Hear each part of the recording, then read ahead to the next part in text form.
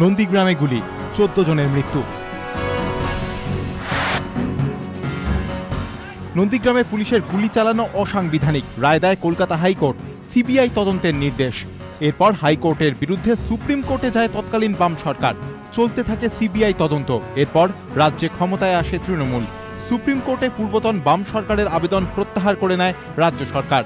তদন্তে নেমে তৎকালীন নন্দীগ্রাম থানার ওসি শেখর রায়, পূর্ব মেদিনীপুরের তৎকালীন অতিরিক্ত পুলিশ সুপার দেবাশিস বড়াল এবং হাওড়ার তৎকালীন অতিরিক্ত পুলিশ সুপার সত্যজিৎ বন্দ্যোপাধ্যায়ের বিরুদ্ধে রিপোর্ট দেয় সিবিআই। এরপর এই 3 পুলিশ কর্তার বিরুদ্ধে তদন্ত শুরুর আবেদন জানিয়ে রাজ্যকে চিঠি দেয় সিবিআই।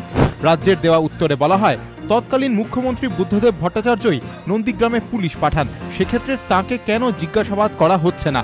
পুলিশ কর্তাদের সঙ্গে বুদ্ধদেব ভট্টাচার্যকেও জেরা করা হোক। সূত্রের খবর, সিবিআই তদন্তে অখুশি রাজ্য। সরকারের দাবি, ঘটনার দিন গোকুলনগর অধিকারী পাড়ায় গুলিতে 3 জনের মৃত্যু হয়, ভাঙা বেড়াতে মৃত্যু হয় 11 জনের। রাজ্যের দাবি, ঘটনার দিন গোকুলনগরে নন্দীগ্রাম থানার তৎকালীন ওসি, পূর্ব মেদিনীপুর ও হাওড়ার তৎকালীন অতিরিক্ত পুলিশ সুপার উপস্থিত ছিলেন। কিন্তু ভাঙাবেড়ায় তৎকালীন আইজি পশ্চিমাঞ্চল সহ একাধিক পুলিশ কর্তা উপস্থিত থাকলেও তাদের বিরুদ্ধে কোনো রিপোর্ট দেয়নি সিবিআই।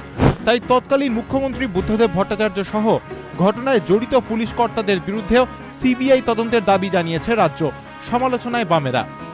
1.5 বছরে এরা যেভাবে সরকার পরিচালনা করছে, একটা রাজনৈতিক অভিসন্ধি নিয়ে এবং সিবিআই এর কাজে যেভাবে এরা হস্তক্ষেপ করছে, সেটা কিন্তু এই তদন্তের ক্ষেত্রে এটা কিন্তু ঠিক হবে না।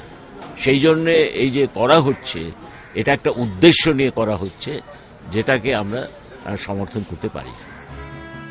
রাজনৈতিক মহলের ব্যাখ্যা, সিঙ্গুর নন্দীগ্রাম এই জোড়া ফ্যাক্টরে ভর করে রাজ্যে ক্ষমতায় আসে তৃণমূল। যদিও অনিচ্ছুক চাষিদের জমি এখনো ফেরত দিতে না পারায় সিঙ্গুর ইস্যুতে ধাক্কা খেতে হয় রাজ্যকে। রাজনৈতিক মহলের মতে তাই পঞ্চায়েত ভোটের আগে নন্দীগ্রাম ইস্যুকে হাতিয়ার করতে চায় শাসক দল। বিতনু চট্টোপাধ্যায় ও দীপক ঘোষ, এবিপি আনন্দ।